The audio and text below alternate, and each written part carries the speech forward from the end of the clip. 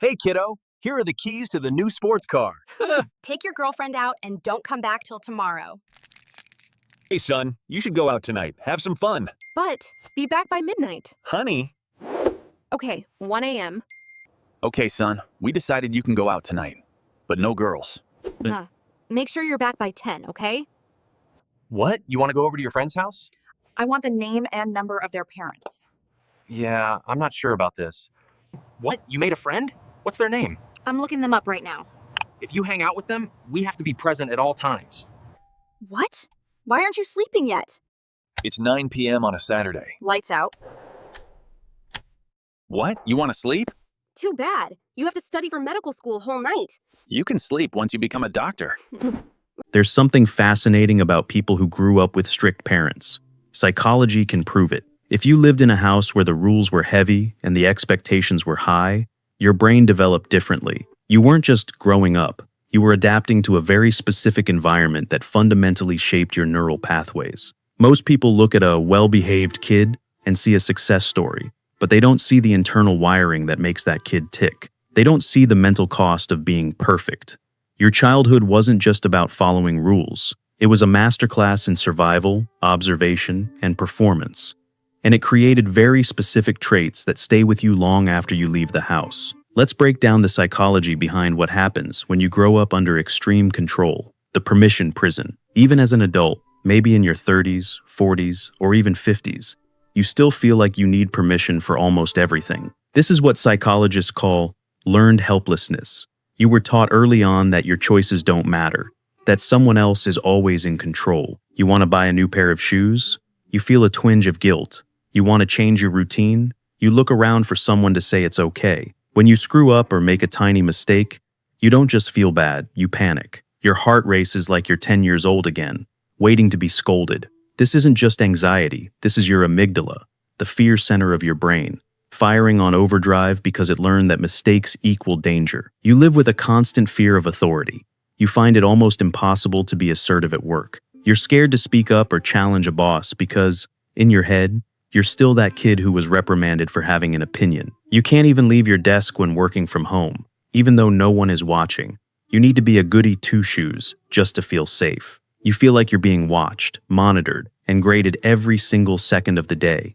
Even when you're completely alone in your house, you can't relax. You feel like the walls have eyes, and they are judging everything you do. This is hypervigilance. Your nervous system is stuck in permanent threat detection mode, scanning for danger that isn't even there anymore. Social development issues. Strict parents often set their kids up to fail socially. If you weren't allowed to go out, socialize, or do anything independently, even in college, you missed the critical window to learn how to be a human around other humans. Psychologists call these critical periods of development.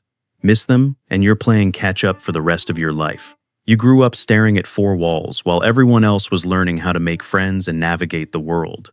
Maybe you couldn't watch the same movies or listen to the same music as your peers. Maybe you couldn't be friends with people your parents didn't approve of. Or you needed a ride everywhere and were never allowed to have a friend drive you. Now, as an adult, you carry a heavy weight of social anxiety.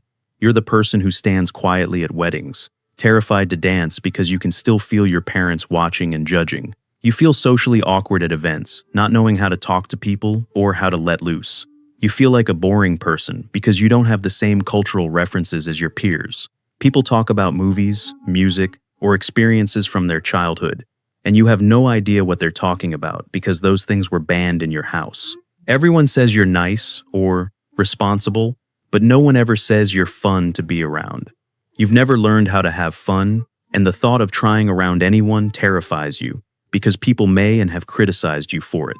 Your vocabulary and speech might even be regressing because you do so little talking as an adult.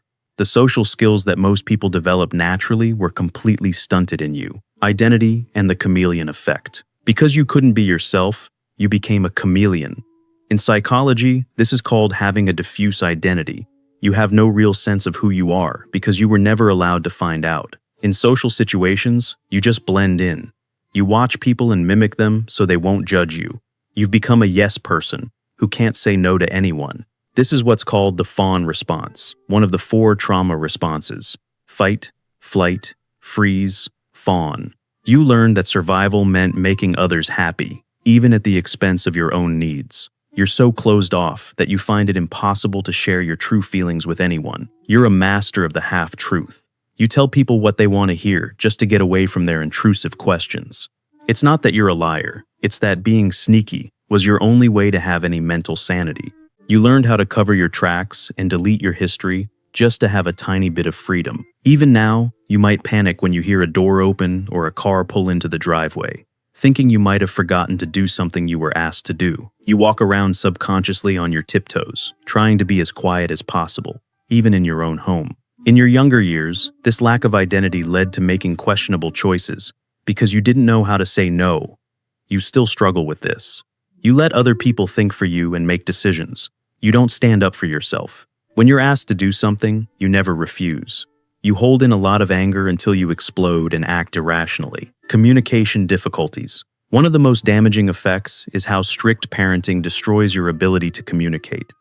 If you grew up with a parent who criticized everything you said, you learn that speaking is dangerous. Now, as an adult, you can barely communicate anything anymore. You keep thinking you're going to get scolded, reprimanded, shut down, or even hit. You can't be assertive at work and are scared to say things. Your prefrontal cortex, the part of your brain responsible for decision-making and self-expression, learned to shut down to protect you. You're also terrible at giving emotional support to others. If your family members were very critical, high-expectation people, you learn to be a fixer rather than someone who validates emotions. You struggle to just be there for someone without feeling the need to give unsolicited advice or be critical. You're extremely closed off and unable to share anything with anyone.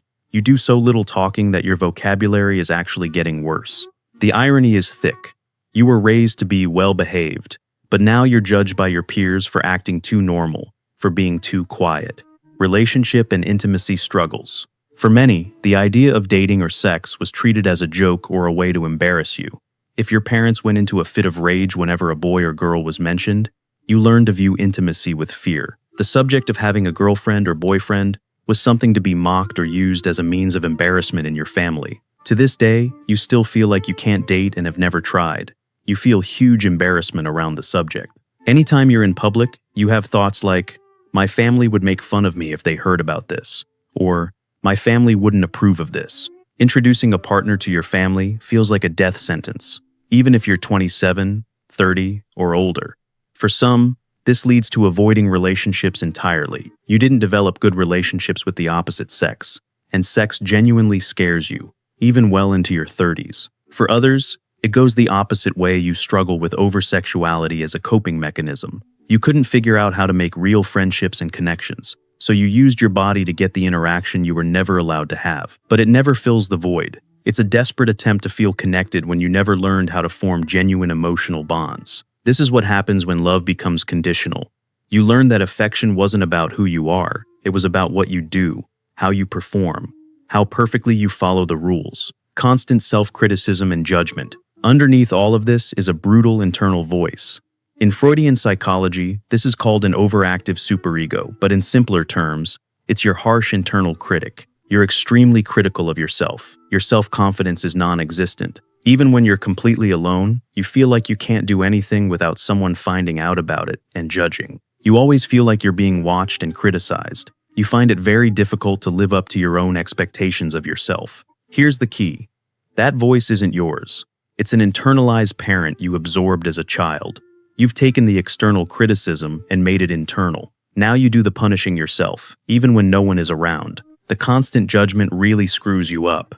You couldn't watch shows you liked or listen to music that was different from your parents' taste. You couldn't do anything to express yourself in public except stand there quietly and speak up only when someone directly talked to you. Now you're quiet and closed off as hell as an adult, which is ironic because you thought if you acted normal, people wouldn't judge you, but now you're being judged for acting too normal. You also can't handle constructive criticism at all. It feels like a personal attack because, in your childhood, it was a personal attack. Psychology shows this creates toxic shame, not, I did something bad, but I am bad. Nervous system, dysfunction, and emotional regulation. Your body is stuck in a loop of constant panic. This is more than just feeling anxious. This is your autonomic nervous system being completely dysregulated. You're hypersensitive and incredibly insecure. You panic all the time. Your nervous system is completely screwed. You might notice that you hold your anger in for a long, long time until you eventually explode and act irrationally. You walk around your own home subconsciously on your tiptoes, trying to be as quiet as possible. You might even struggle with things like wearing headphones because you fear being called on, or having parents walk in the room even if they're 1,000 miles away. This level of hypervigilance doesn't just go away when you move out.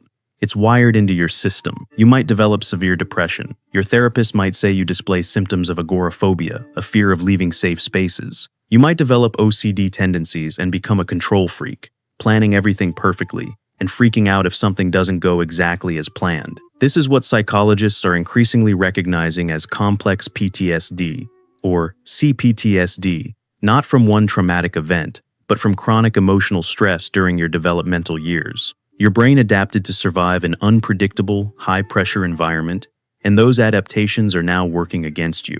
The two responses, meek or defiant. Interestingly, not everyone responds the same way. Most people become meek, approval-seeking, and unable to set boundaries, but some go the opposite direction entirely. Instead of becoming someone who seeks permission, you became defiant, possessive, extremely intolerant, bossy, and assertive to the point of needless aggression. You can't stand being told what to do. You rebel against everything. You despise and distrust authority. This is still a trauma response, just the fight response instead of fawn.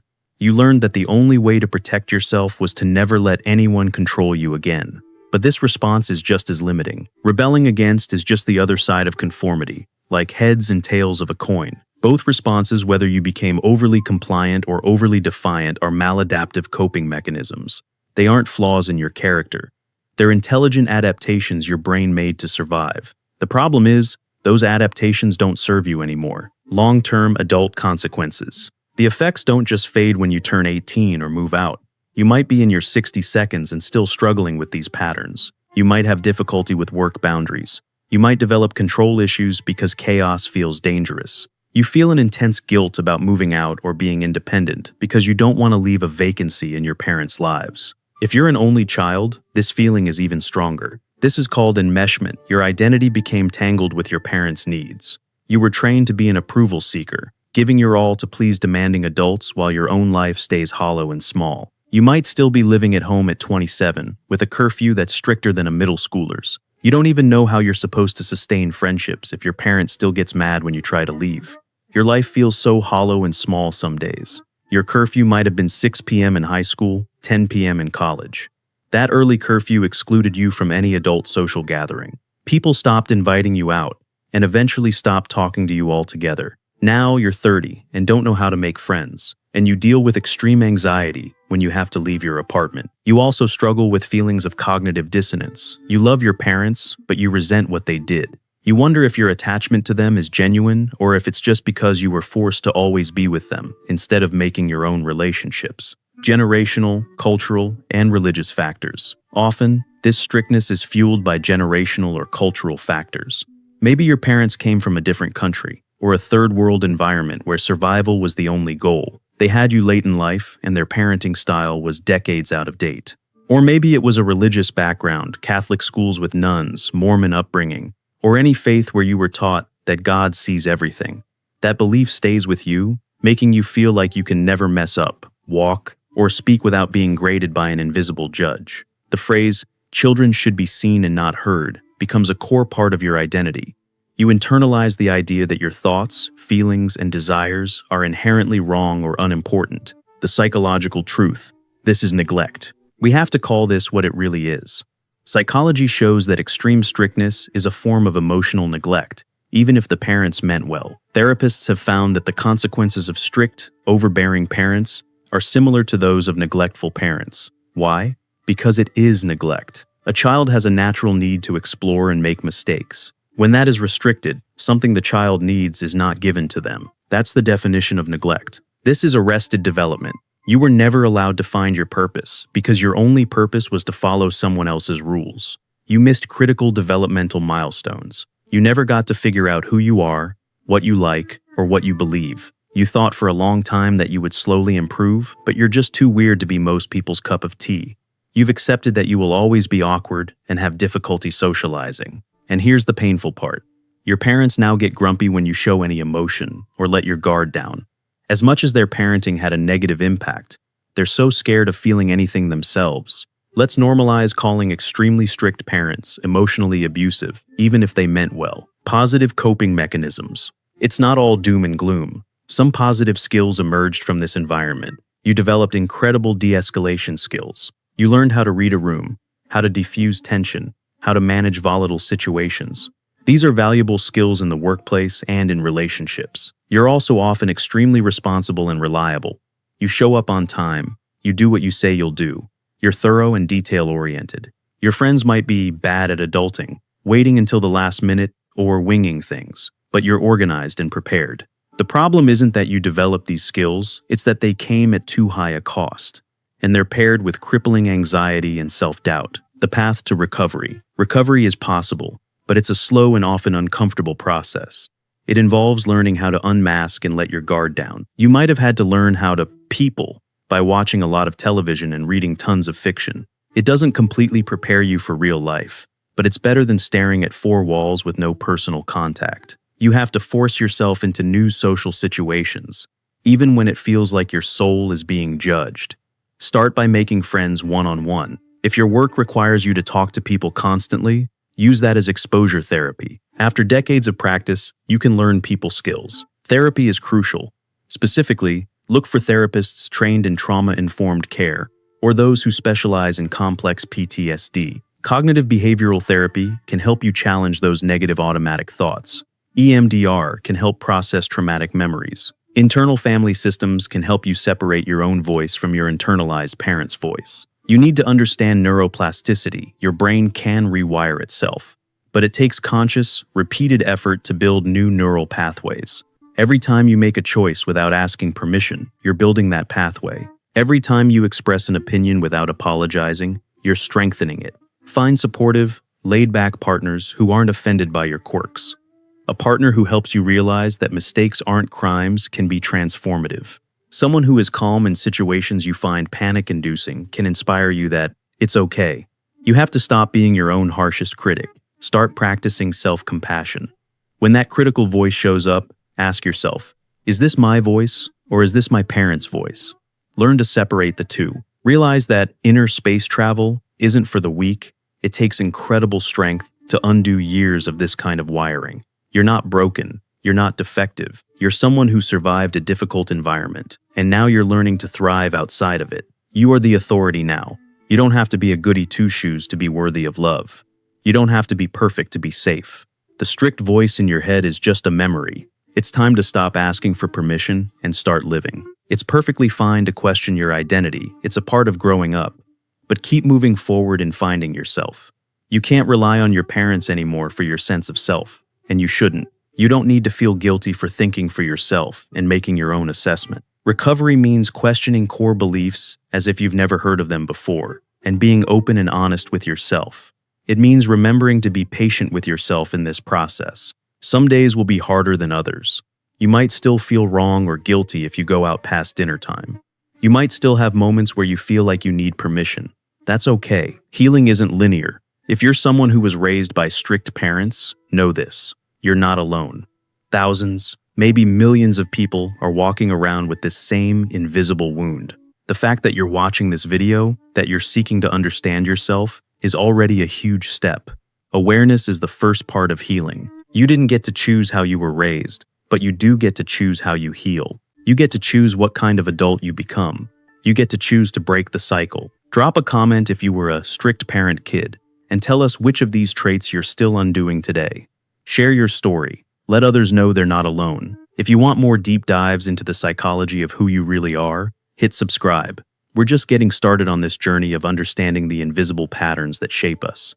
Remember, the goal isn't to become perfect. The goal is to become free.